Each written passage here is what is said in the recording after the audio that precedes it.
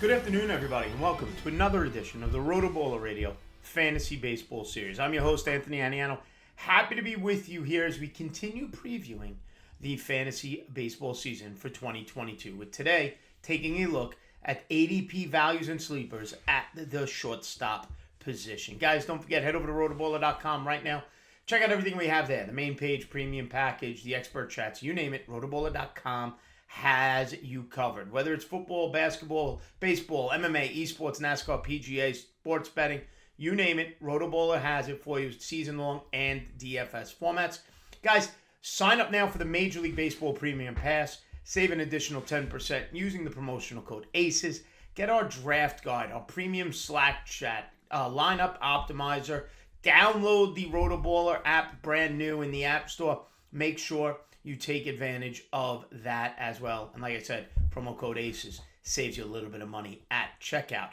And guys, don't forget, the Major League MLB RotoBaller Challenge is hosted by our friends at Fantrax. Fantrax is the most customizable free fantasy baseball platform in the industry. And that's why we're hosting our 2022 RotoBaller Challenge there. If you want the greatest fantasy experience, sign up for a free RotoBaller Challenge team today. All leagues are free to join, and you get to compete against RotoBaller writers and readers for a shot at a $500 cash grand prize. All new Fantrax users also get entered into a free giveaway to win a signed official MLB Wander Franco jersey. Just go to rotoballer.com/challenge. Sign up for your team today. All right, everybody. Thanks for watching once again. Hopefully you've already seen the first base, second base, and third base ADP analysis videos. Today, a look at the shortstop position. Shortstop position, guys, in my opinion, maybe the deepest position in the draft, and I'll give you some examples of that as this video goes along. But we start at the top at the shortstop position, and that's Fernando Tatis, currently going as the third shortstop off the board. Average ADP of about 6 or 7. He's a first-round pick. 6th player, 7th player off the board. Keep in mind, also outfield eligible in some spots based on him playing there a bit at the end of last year. Listen, I'm not going to sit here and debate the argument on the talent of Fernando Tatis. Battling a shoulder injury twice, I believe that put him on the DL. Many thought, including myself, would lead to some type of shoulder surgery. He's still at 282 with 42 homers and 25 stolen bases. Drove in 97, scored 99 runs. An astronomical, a terrific on-base percentage of .364. Struck out 28% of the time. Walked 11%. Hard hit rate was an astounding 55.6% of the time. And he barreled the ball. Another incredibly high number, 21% of the time. All right, an elite level talent. Here's my concern. He's still going in the first round. Okay, played only 130 games last year because of the shoulder issue. Shoulder kept popping out of the socket. Now he's dealing with a fractured left wrist due to a motorcycle accident that he had to have surgery on. All right, the question becomes not a matter of talent, but a matter of how many games are you getting out of Tatis, knowing you're drafting him, hoping you see him by June or July. Okay, the issue with drafting Fernando Tatis in the round 1 is you're now taking a second shortstop, maybe a lot earlier than you ever planned on doing so. I mean, he's a career .292 hitter. He's got 81 home runs and 52 stolen bases in 3 major league seasons. And one of those seasons was the shortened COVID season. So again, this isn't, don't hit me up on Twitter. Oh, yeah, I'm talking bad about Tatis. Not the point. My only point is when you're drafting him, you're still drafting him in the first round for a questionable amount of games. We hope it's June. Could it be the All-Star break? These are questions we don't have the answer to and things we need to be concerned about when investing a first-round pick on a player. A player even as talented as Tatis, who if it was fully healthy, you can argue would be the first overall pick in the draft. If he's sitting there in round 3, he's on my team. He's not getting by me in round 3. But I will say I am not drafting him in round 1 just because of the amount of the concern I have for the amount of games he may play. Up next is Carlos Correa, new to the Minnesota Twins, 27 years old. Folks, his ADP is at 98. He's going in round 8.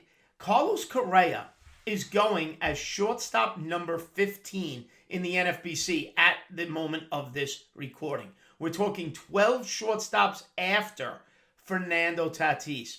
Carlos Correa last year hit .279 with a .366 on-base percentage. Essentially identical numbers as Tatis. Now, the power speed numbers don't compare. I'll be the first one to admit it. 26 home runs to 42 home runs for Tatis. The ability to drive in runs was there, though. 97 RBIs for Tatis, 92 for Correa. And the runs scored, Correa actually had more runs scored, 104, compared to Tatis's 99. The big difference, though, besides the 18 home runs last, is the stolen bases. Correa, not a runner, didn't have a stolen base all year, compared to Tatis's 25 stolen bases. So if you go Correa, you got to make up the steals elsewhere. But here's the point. Carlos Correa is shortstop 15. In a 12-team league, you're essentially are able to draft Carlos Correa, not even as your shortstop, but as a middle infielder. And that's my point, is the depth at the shortstop position is so terrific that you can wait till the 8th round.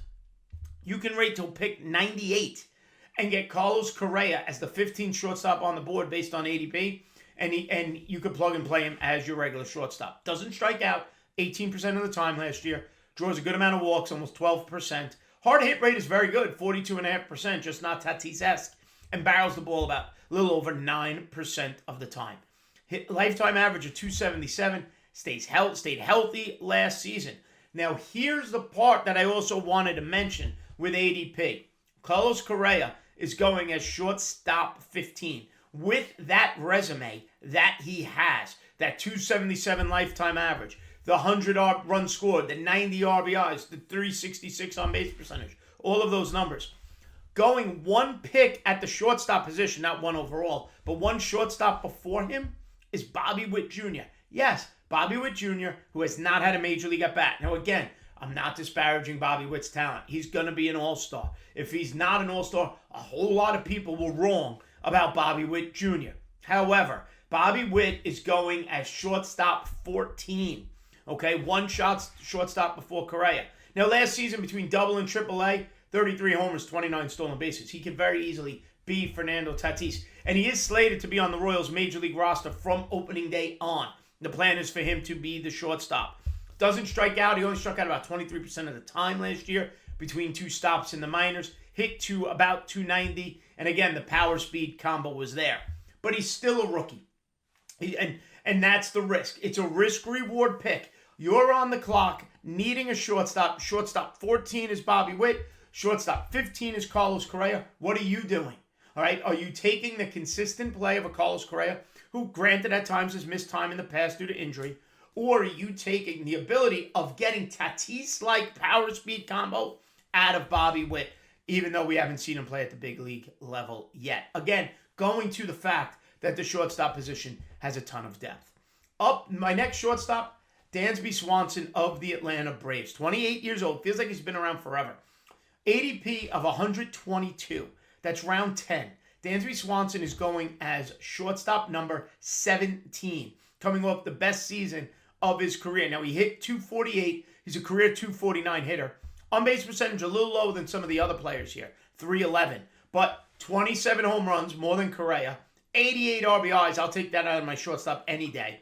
78 runs scored, and did sprinkle in a few stolen bases if you're looking for speed at that position with 9. Strikes out about 26% of the time. Doesn't draw as many walks as Correa or Tatis, only about 8%. That leads to that .311 on base percentage. Hard hit rate right there with Correa, 42%, and a barrel rate that's actually better than Correa's at over 11%. Last season were career high in power and run producing numbers. Like I said, lifetime batting average of .249. And again, I am perfectly fine Dansby Swanson being my regular shortstop in a 12-team league, and I could get him as the 17th shortstop off the board. I could get him in round 10, or I could get him as my middle infielder, and then I'm just in a terrific, terrific position. Up next, Willy Adames, now of the Milwaukee Brewers, former Tampa Bay Ray, who was a tale of two seasons last year. Was just flat out terrible with Tampa. Tampa moved on, brought up Wander Franco, the phenom, to take over at shortstop. And all Willy Adames did when he went to Milwaukee is hit and hit consistently. Now, he's got 20 or plus home runs now, twice in the last 3 seasons. And remember, 2020 was the abbreviated season. So 2019, He hit 20 homers with 254. Last season, he hit 262 with a combined 25 home runs. Nice on-base percentage, 337, due to that 10% walk rate. 73 RBIs, 77 runs scored, 5 stolen bases. Every stolen base helps. Adames is a career 262 hitter and will be the Brewers shortstop all season long. Another shortstop with a terrific hard hit percentage of 44.7%. A hard hit rate than Dansby Swanson, then Carlos Correa. Barreled the ball the same as Dansby Swanson at 11.4%. He is currently going at ADP 129. He is going in round 10 of drafts, 12-team drafts, and he is going as shortstop 18. All right? Now, my final shortstop. If you decide to go Carlos Correa and that no stolen base, and now you need a middle infielder to provide you some steals potentially, give you a little batting average boost, go look at Nicky Lopez of the Kansas City Royals. Shortstop, second base eligible. Will probably play second base for the Royals all year with Witt potentially at short. Maybe Witt plays third because you got Mondesi there. Nicky Lopez, a sneaky nice season last year and helped in about 2 categories, 3 actually when you consider runs scored. He hit 300.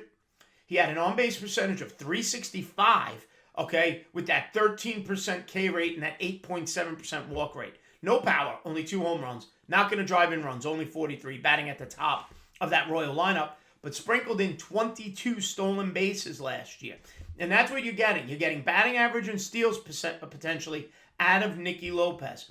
Current ADP is 242. He's going in round 20. He is going as shortstop number 29. I'm not drafting him as my starting shortstop. Not drafting him as my starting second baseman. But I will take him at that point and plug him in my middle infield option if I'm looking for steals. Everybody says there's no stolen bases to be had, yet here's a guy like Lopez who can hit you, even if you don't think he hits 300, I should say. Even if he hits just 270 and gets that 20 stolen base number again, he pays off in the 20th and on at that point in a fantasy draft. So Nicky Lopez, love him as a middle infield option for your teams. And guys, here's the point, and I keep saying shortstop's a super deep position, and I just mentioned 5, 6 if you include Bobby Witt here, okay? But just take a look. Gleyber Torres, who had a terrible year last year, but we know the power plays. It's played in the past. It's kind of a hope to return to normalcy for Gleyber Torres this year as he moves to second base for the New York Yankees, but will still maintain shortstop eligibility. He's being drafted as shortstop number 20. Ahmed Rosario of the Cleveland Guardians. He's going as shortstop 23. He hit 282, 11 homers, 13 stolen bases last year. Isaiah Kiner Falefa, now of the Yankees. Last season, hit 271 with 20 stolen bases. Another 20 stolen base guy. He's going as shortstop number 33. So even if you miss on Lopez at 29, Falefa is going 3 picks, 4 picks after him and giving you those 20 stolen bases as well. Shortstop is a super deep position. There's no need to rush. As talented as Tatis is, you get plenty of options later that are a lot healthier maybe than Fernando Tatis is. All right, everybody. As always, thanks for listening. Thanks for watching. Make sure you like and subscribe right here to the RotoBaller YouTube channel. Follow me on Twitter at Aniano Fantasy, and make sure you head over to rotoballer.com. Sign up for that premium pass. Use that promo code ACES and save yourself a little bit of money at checkout. All right, folks, stay smart, stay safe. We'll see you next time. Have a good one, folks.